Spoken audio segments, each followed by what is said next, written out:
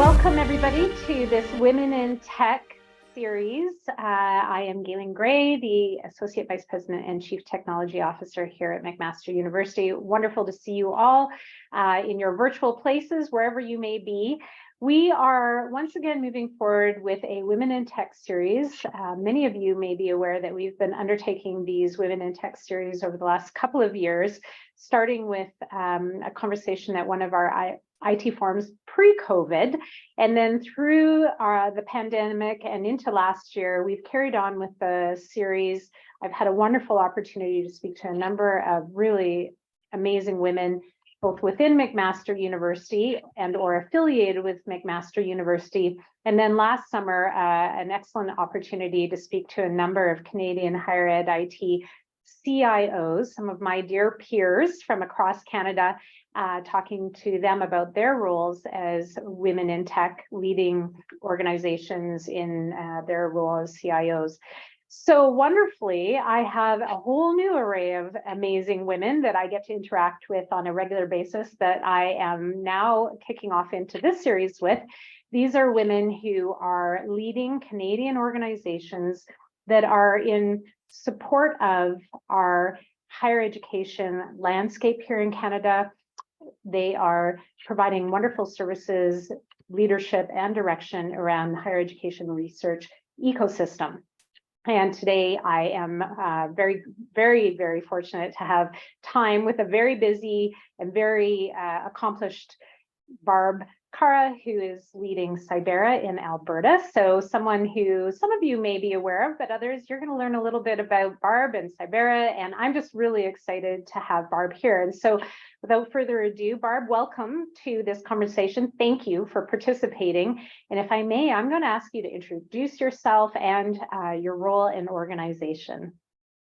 Great. Thanks, Gayleen. And thank you for having me. I'm really looking forward to our conversation. So my name, as Gayleen mentioned, is Barb Carra. I am the president and CEO of Cybera, and Cybera is the Alberta Research Education Network organization in Alberta, Canada. So for many of you that don't know, I work in partnership with my peers all across the country, and together we make up Canada's National Research Education Network. So in case you're not familiar with the term NREN, which I suspect Gayleen and I will say a few times over the course of the next hour or so. One of the things about myself in terms of how long I've been here, I actually found out today is my 4th year anniversary as president and CEO. As I was going through and preparing for this opportunity, I was thinking, okay, how long have I been here? And so I've been at Cybera for 13 years. I joined shortly after I finished my PhD and my dissertation. And at the time I decided I didn't quite want to be an academic, but I didn't really know what I wanted to be yet. And so, I spent a year trying to figure that out. And fortuitously, I landed at Cybera initially as a project manager. And that was 13 years ago, not today, but since I've stepped into the role of president and CEO, I've been here for 4 years in this particular leadership capacity. So beyond that, I'm a mom. Like I said, a former researcher and academic. I tracked grizzly bears for 10 years, which is a whole nother story.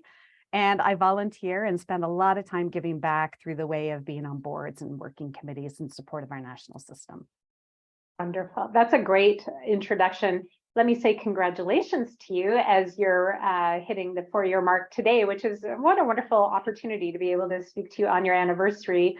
And because of the topics that we're going to cover today, I think it's a great opportunity to reflect on those 4 years. Just for anecdotally, yesterday was my 6th anniversary here at McMaster University, and it's kind of funny because I'm usually pretty good to know the dates. It sort of flogs in my mind. But anyway, it was a bit of a surprise yesterday as I was sitting having dinner with a different CIO, our new CIO at the University of Waterloo, and I suddenly dawned on me that we were celebrating my 6th anniversary unwittingly.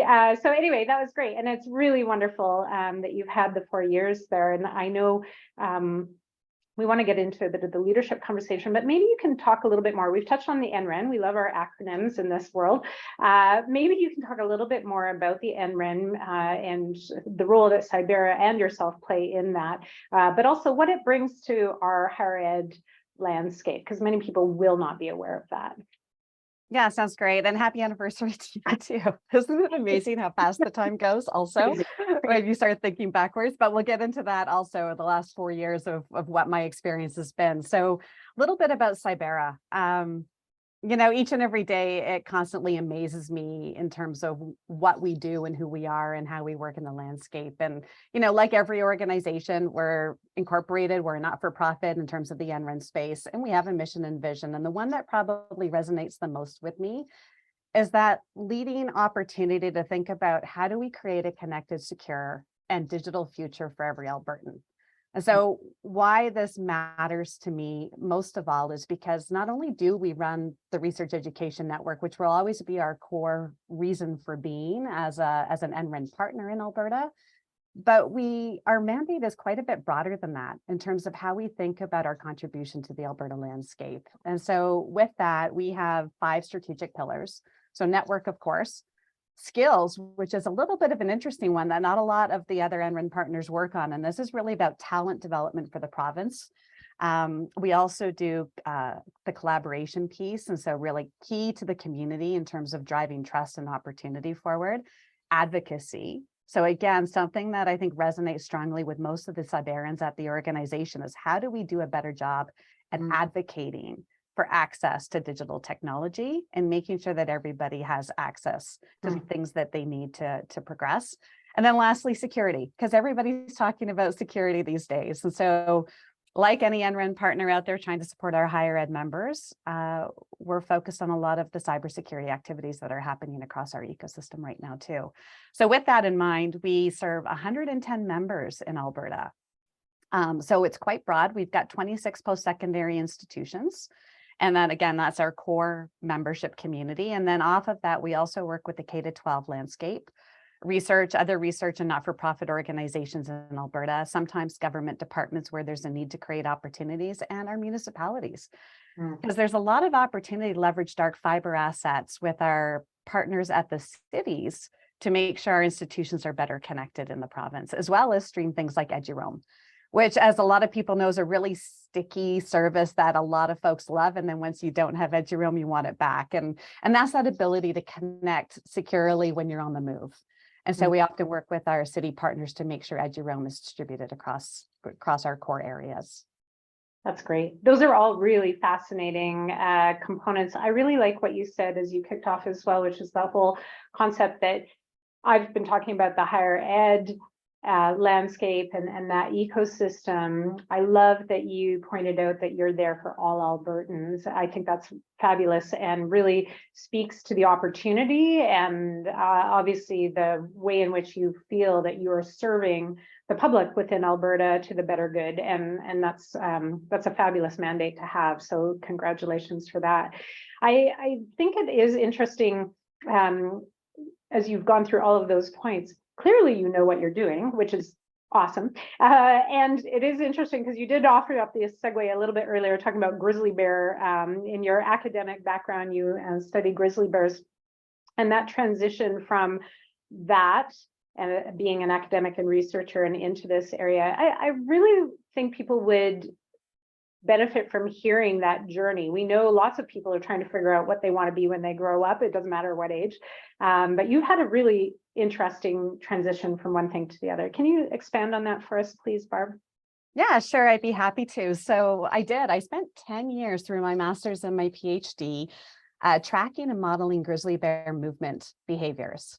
And so really the ultimate purpose was to apply different types of models in applied research sense and using data to better understand that intersection of a landscape species and how it interacts in an environment where we're constantly doing things like forestry and seismic and oil and gas, and understanding, can we balance, and again, it's all about balance. How do you balance keeping wildlife in our landscape with, the needs of the economy and resource extraction? So really for me, it was a lot of data science before data science was a thing. A lot of spatial statistics and data modeling. And so when I ended my PhD and my academic career, I knew I didn't want to be an academic and I needed to change things up. But I didn't quite know exactly what that meant for me. And so for the first year, I apply to a lot of oil and gas companies here in Alberta because, that is what we do and did well for many, many years. And I thought if I could get into one of their environmental departments where they have to look at landscape modeling to make sure they're managing things properly, that would be a great landing place for somebody with my skill set. What I didn't really recognize at the time was nobody was hiring in 2010 following a recent economic downturn in 2008. And certainly nobody was hiring a PhD graduate with high expectations and no business acumen. And so that's the thing about coming out of university. You have a lot of great skills, soft skills, research skills. I was well funded. I could write proposals. I could drive budgets. I could do all those things. But I didn't really understand what it meant to work in an organization or bring a business lens to things. And so I wasn't successful in that. And then at the time, my partner and now husband decided he was going to run for politics. So I transitioned my academic skill set into becoming a campaign manager. And we were all in on that for 10 months. And we got him elected in October of 2010. And so shortly thereafter, I ran into women, a group of women that I play ultimate frisbee with. And some of these names are actually going to be quite familiar to the community. Jill Kowalczyk being one of them, who is now leading up CANSOC. And she asked me, well, what do you think about coming to Cybera? And that's when I started my journey at Cybera in 2010 as a project manager. So through that, I had the last 13 years of experience of being able to take that entry point and evolving my skill set in a trusted organization with a great group of people, a great landscape, as we know, beyond Alberta and sort of the national system in terms of which we work. And really, all because I had a fabulous previous president and CEO, he allowed me to create my own adventure in the organization.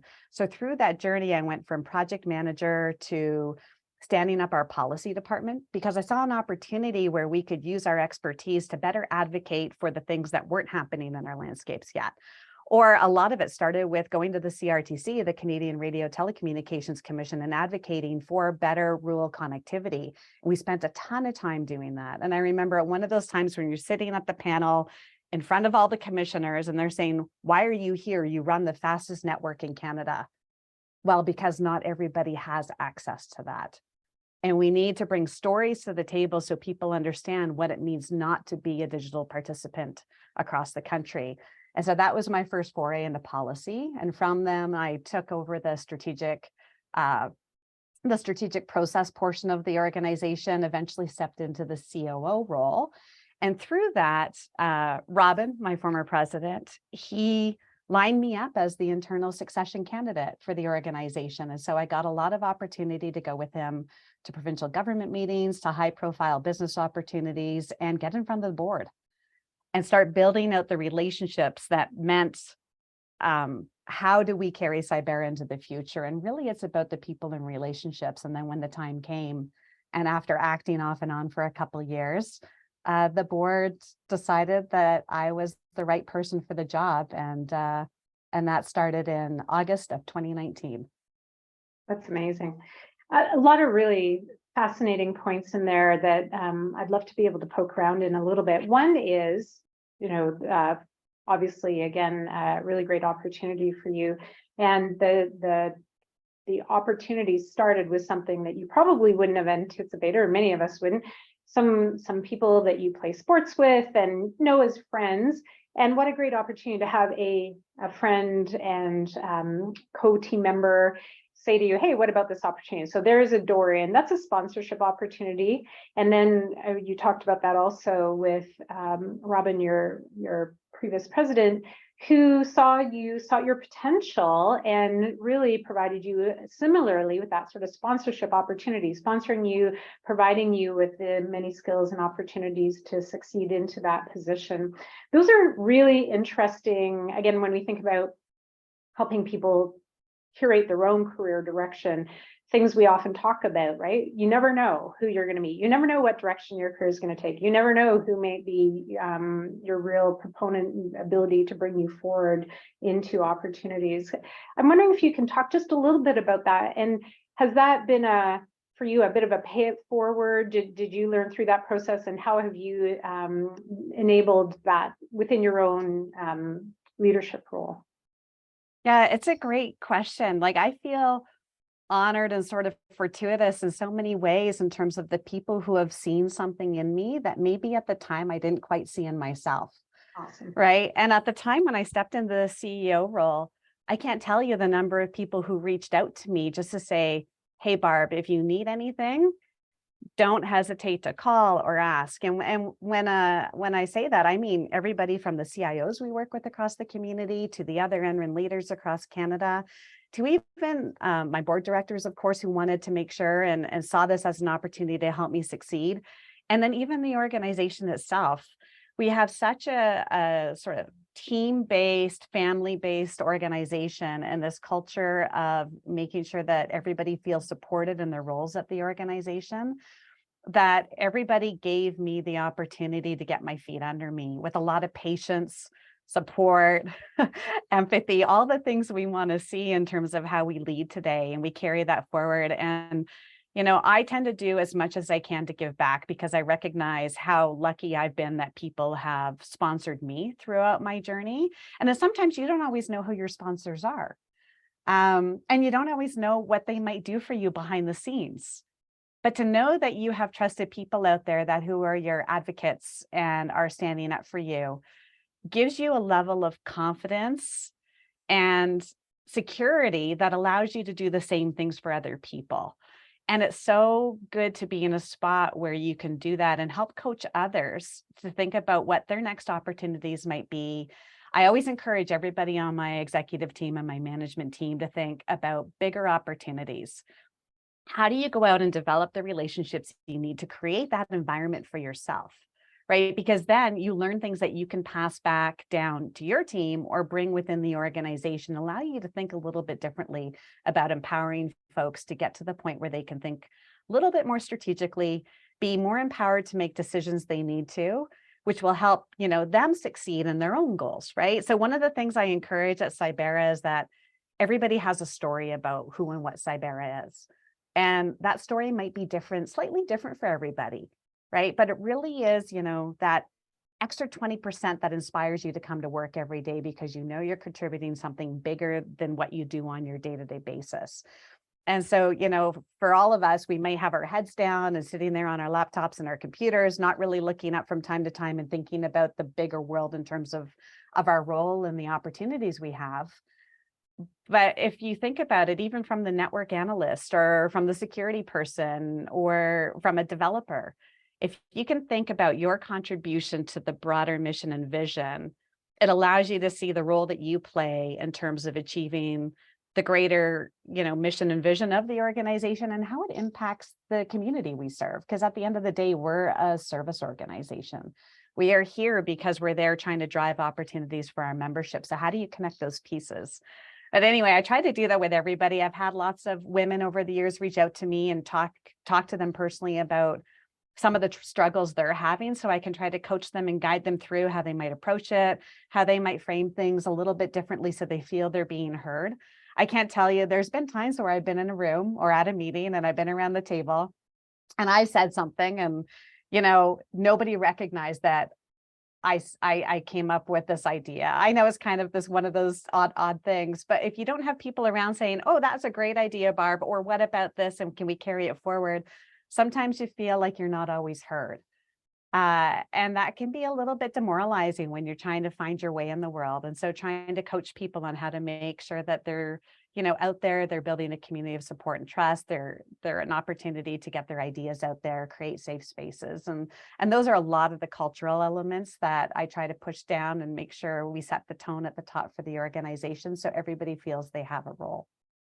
That's beautiful and really well said. I agree with everything you said, especially this idea of helping people within your organization to really understand that they have this activity that they're responsible for, but it's so much bigger than that. And there's a real sort of a cycle of what people contribute and what they get back, and then how that has momentum for the organization and for themselves. You're a living example of career starts here and ends up here. Who would have thought? So people never know. I think it's that that idea of being ready and engaging in relationship building, because you don't know who, to your point, I love that. You don't always know who your sponsors are. You certainly can't predict it in advance. And sometimes as you're moving through, you don't know who's advocating for you behind the scenes, et cetera. So thank you. I think that's a lovely set of principles or rules that people can follow in their own careers. And I think that's really important. And, you know, really fascinating. You've been with Cybera for a very long, well, I shouldn't say it like that. People in institutions like mine have been here for a very long time. You've been there, though, for 13 years and traveling through the organization. I think that's such a fascinating opportunity to come in as an individual contributor and then move into leadership as well. Has that had, do you think that that's had an impact on you in terms of the layers of understanding around both the people you work with and the organization? And how do you think that that has contributed, if I can be so bold to ask, to the success of Cybera, which is a very successful organization, and to the individuals there? Any thoughts about that? Yeah, it's interesting. You know, there was a time where I struggled to move from getting out of the details and being able to elevate my thought process to the more strategic, honestly. Like that was actually one of the hardest things I had to do when I stepped into the role. It's interesting. You think you've been at an organization for a long time, so you know everything about it. But then all of a sudden you step into the role of president and CEO and you realize, oh, wait, there is so much that I still don't know about I being a leader, for example, taking care of your people.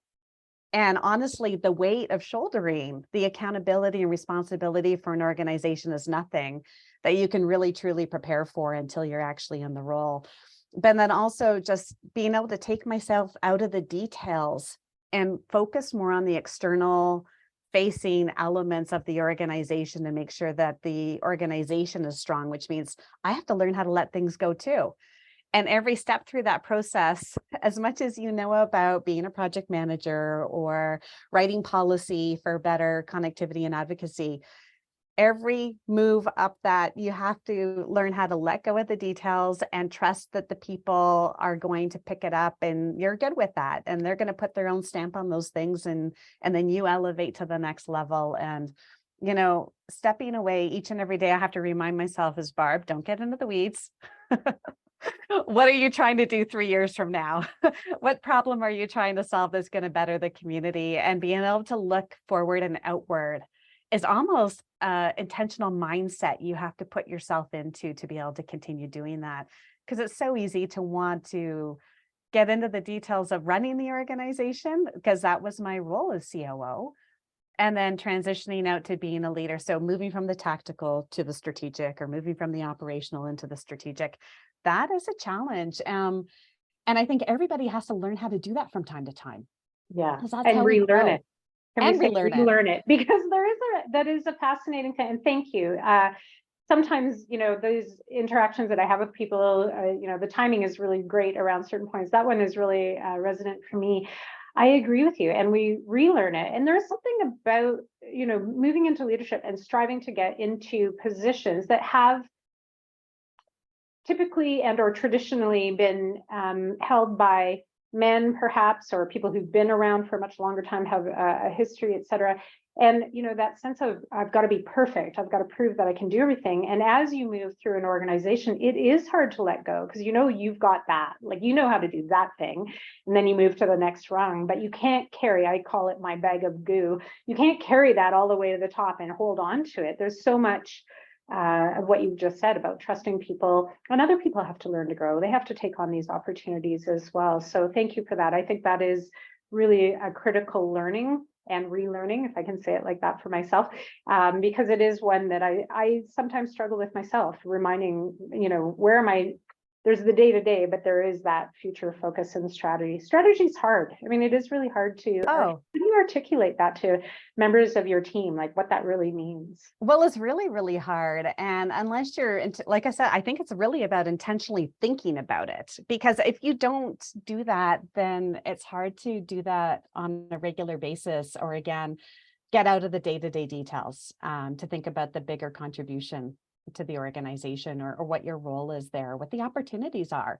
You know, rather than thinking about what keeps me up at night, it's more like what gets me up in the morning and thinking about the bigger things, right? And I love that framing because it takes it out of more the negative connotation and puts it into the positive.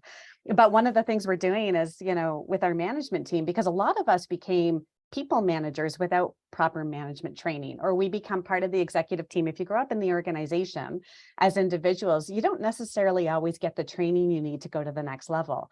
And so what we do is we tend to set up training with our exec team and a management team. And right now we're doing a series of strategic continuing ed courses for the University of Calgary as a team.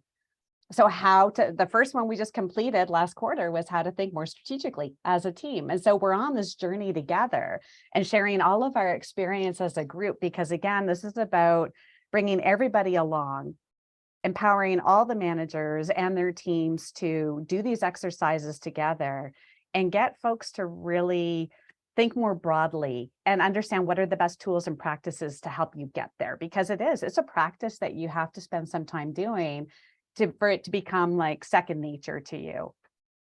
That's a very cool idea. Is that something that you thought of based on your own interest to undertake a course, or did you start to look across and like, how do we learn something together? Quite often we can bring in, you know, professional advisors or what have you, who maybe can work on it. But I love that idea of all attending a course together. Talk a little bit more about that.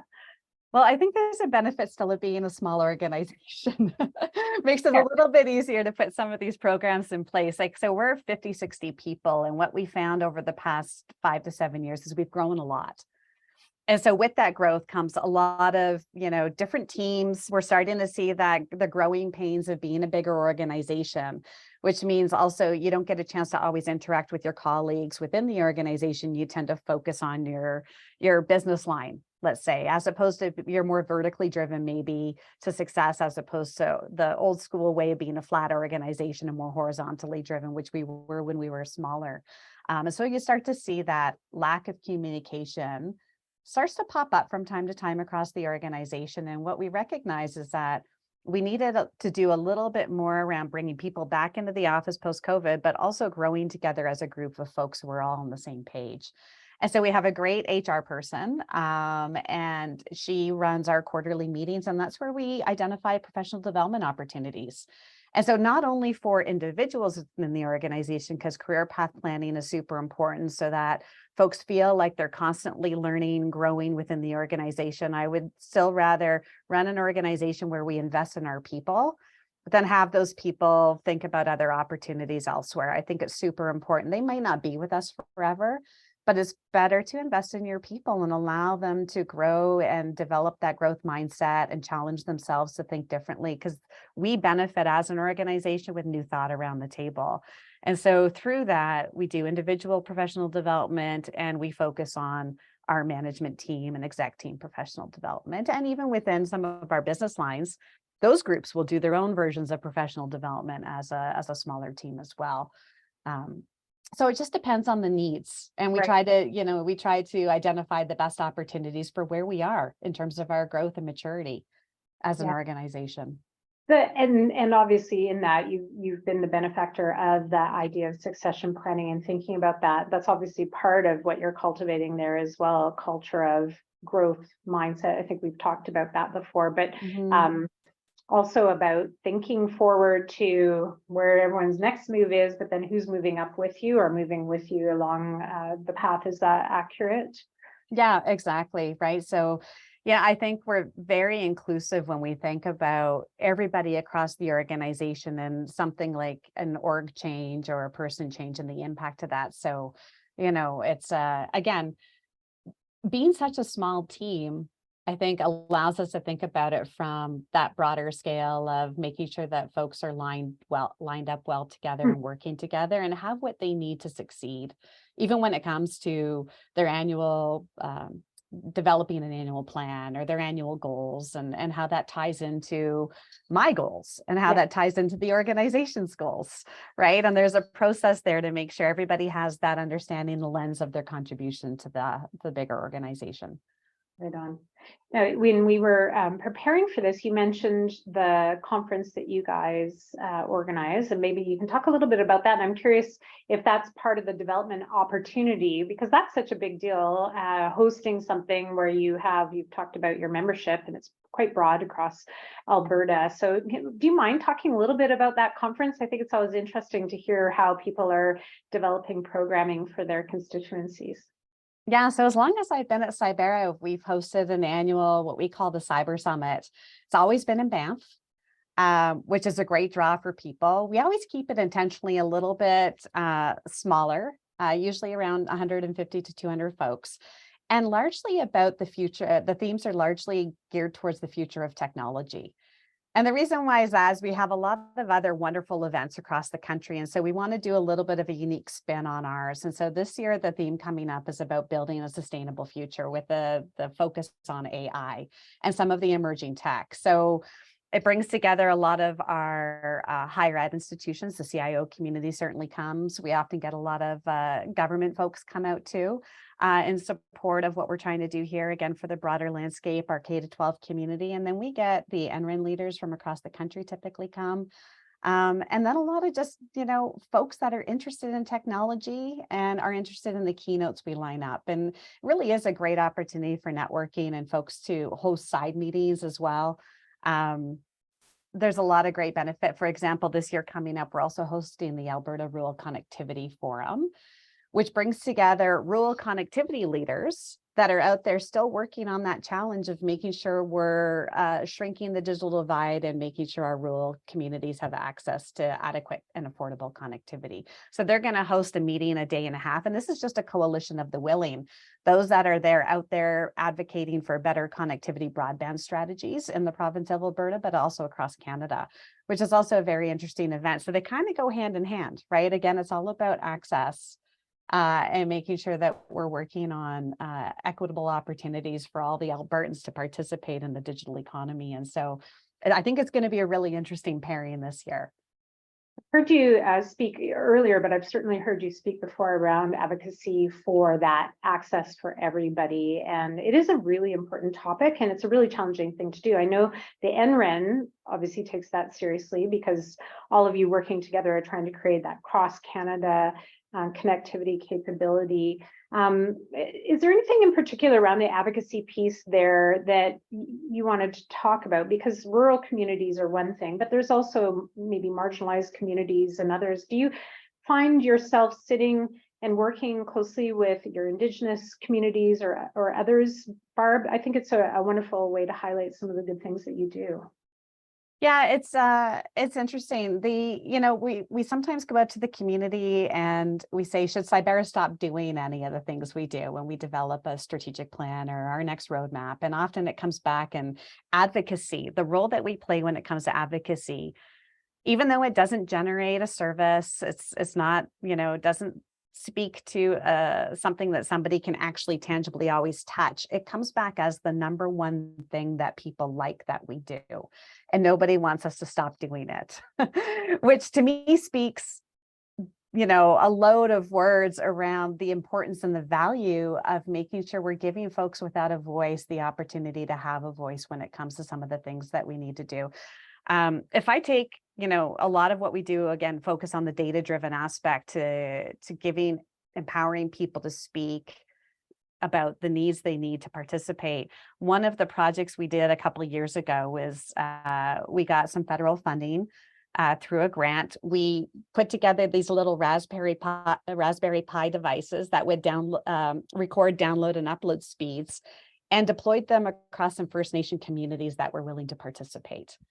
And so, when you go out and you click the button that allows you to run a speed test. So some of those communities, they couldn't even it would just spin. They couldn't even record their speeds. And so what it allowed us to do was get, some approximations of download and upload speeds in those communities to the homes of those First Nation communities across, I believe it was Manitoba, Saskatchewan, Alberta, and maybe British Columbia as well. Anyway, at the end of the day, we provided it back to them so they could do a better job at advocating for themselves with the levels of government they needed to and tell their own story about their own data and about how they're struggling with their connectivity so they could go out and advocate from a position of knowledge and information. So again, it wasn't about us, but we wanted to empower them to be able to do it themselves, which to me was one of the most powerful things we probably did in that space. We do work to connect our First Nation schools, of course, and work with our communities on pilots around different approaches to network connectivity. In fact, we actually had a Starlink base station that we just donated to a northern nation. So they could take it and hopefully deploy it in a way that's meaningful for them. Yeah. Because, I think using the Space Link, is it Space Link? Sorry. It's Starlink, but it's Starlink, yeah. So So using Starlink, at first we had this idea we would put it on top of our building so we could track the information and understand how successful it was as a tool for connectivity. But then we realized being in a city, it wasn't as useful for us as it could be for somebody else. Yeah. All right. So I've been spending time in Northern Ontario through the summer at a cottage that has Starlink. And I can tell you, it's pretty darn fabulous when you think about places where you couldn't even anticipate having anything other than cell type internet access. It's fabulous. It really works amazingly well. So that's a huge win. A huge win for these communities that are more remote and don't necessarily have the infrastructure. It just really removes some of those barriers again. And the advocacy piece and empowering others is a fabulous example of really good advocacy, taking the opportunity to put one step in place that helps others really carry their own. And I think people want that, right? It is that whole piece about learning and knowing that they can, your First Nations, as an example, can lead the charge themselves around things that are very important and really critical to their own well-being and advancement. So thank you for that example. I think that's great. Yeah, I want to switch gears a little bit and talk about leadership and you as an individual and how you're stepping into your leadership role, which is varied. You're a leader of an organization, you're a leader within your province, nationally and internationally, because you're engaged with international colleagues and organizations as well.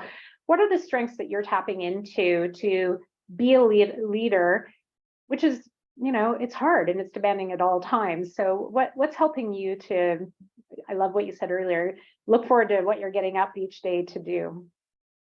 Yeah, it's a great question. Leadership is hard, and one of the hardest things to step into, right? When, again, like I said, when I stepped into the role as president and CEO, there was so much I didn't know. But at the end of the day, for me, a lot of it comes down to the relationships and people and making sure I have the right networks and peers in place to help with that. And so one of my strengths really is about being able to have conversations. Being okay to say, I don't always know the answer. Can somebody help me out here?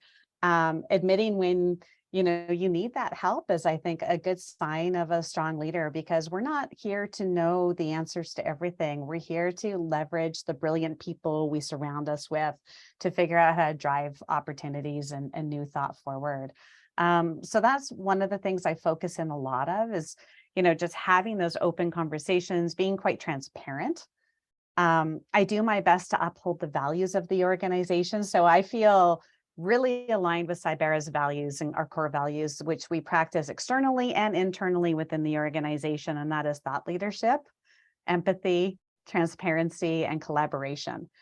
And all of those things, I think, are key to driving the types of organizations we have forward. And again, it comes back to, what is it that Cybera does? Or what is it that any of our NREM partners do?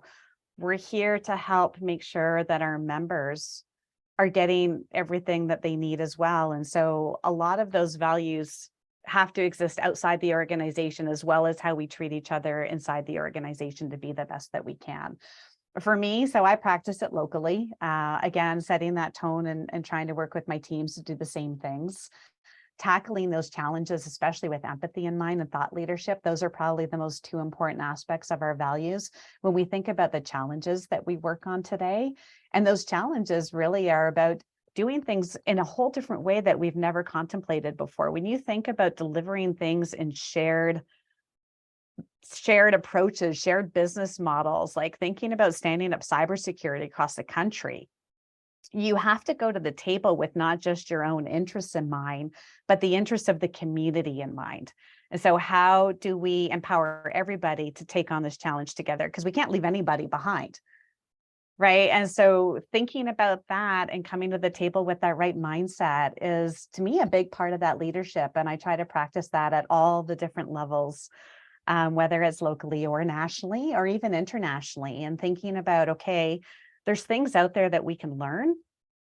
So why aren't we leveraging those trusted relationships and bringing those back in to make us stronger? Like, I think a lot of the strength of what we do is in the diversity of our organizations and our expertise, right? So we'll never all be the same.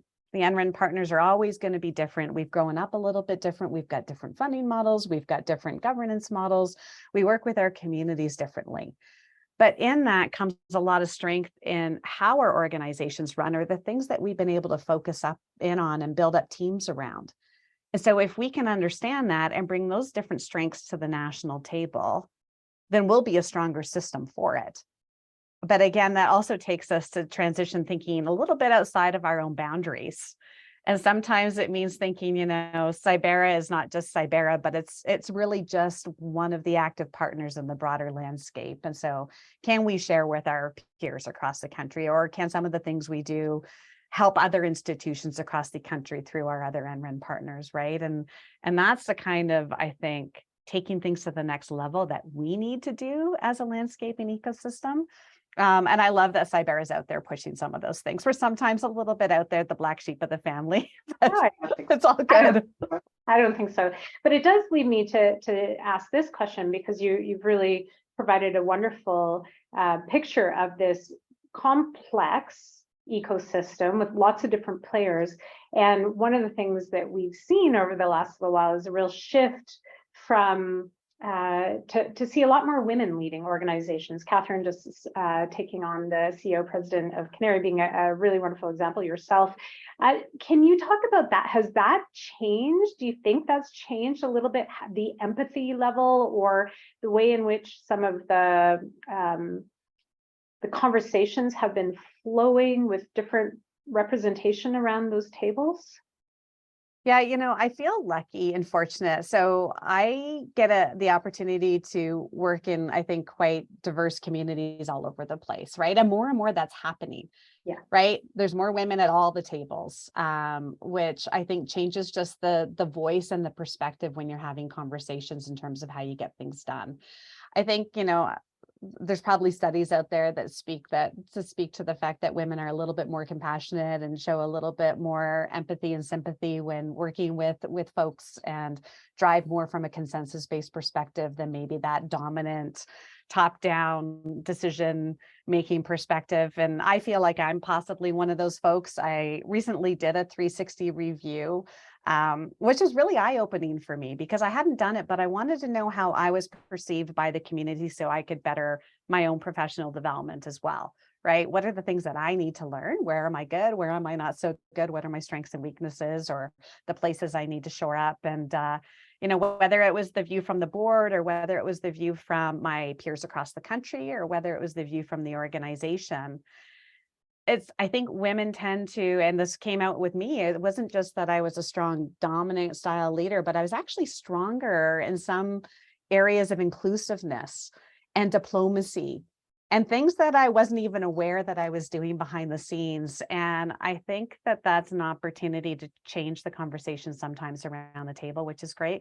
I feel like we try to be a little bit more diplomatic in our delivery, and sometimes are more open to being vulnerable about where we're struggling to get something right, or where we don't understand. And I think that also helps drive and build relationships in different ways, and builds trust in different ways, which I love. And there's such a great group of women out there right now to work with. I'm very much looking forward to working with Catherine as she steps into the role at Canary.